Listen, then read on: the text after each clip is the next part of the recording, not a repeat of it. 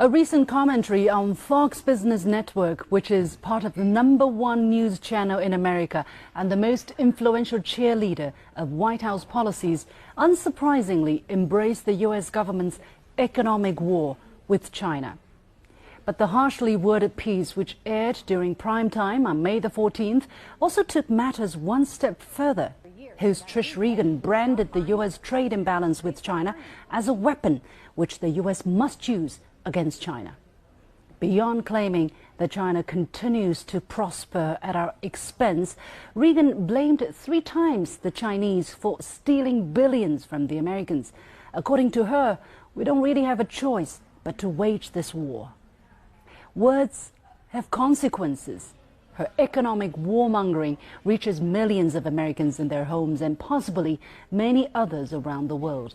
And given the close, almost symbiotic relationship that the Fox channel has with the current U.S. administration, it's fair to say she also speaks for Trump's America.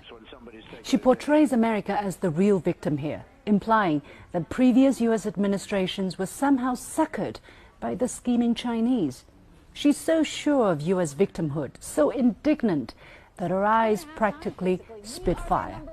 If you were an American who didn't know any better, you too might clench your fists and pound the wall. Yet, in carefully analyzing her words, it's all emotion and accusation, supported with a little substance. One figure upon which she bases her argument is that alleged Chinese intellectual property theft deprives the American economy of $600 billion annually.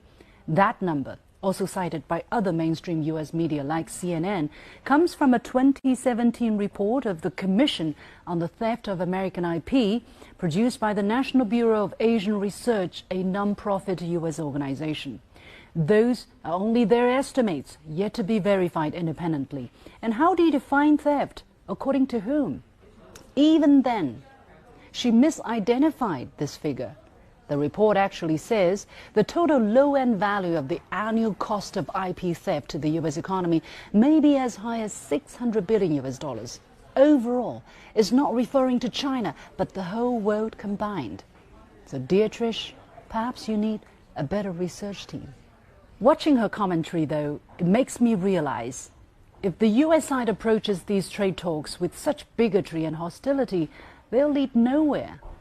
The kind of language being used against China has been derogatory, to say the least. War, weapons, stealing, even that our country is raping their economy. By the way, how do you rape an economy? This is not the language of a trade partner, but the insults you might hurl at an enemy.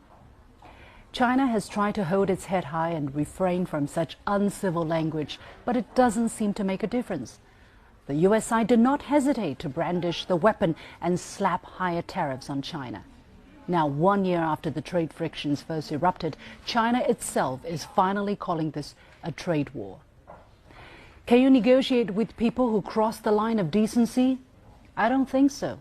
When they issue unreasonable demands, compounded by virtually pointing a gun at your head, in this case, of course, tariffs, even if you wanted to engage, you simply can't.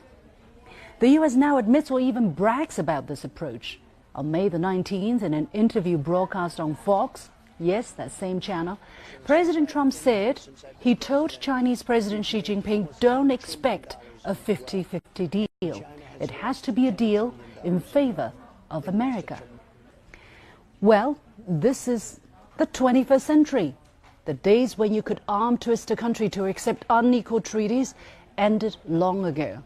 The Chinese people rejected such treaties back then and will do so today as well. For people like Trish Regan or anyone else who thinks that economics should be weaponized against China, they'll be disappointed. Two can play at that game. Nevertheless, China will remain the adult in the room. Unless the U.S. side returns to civility and treats China as an equal, it's impossible to pursue productive trade talks.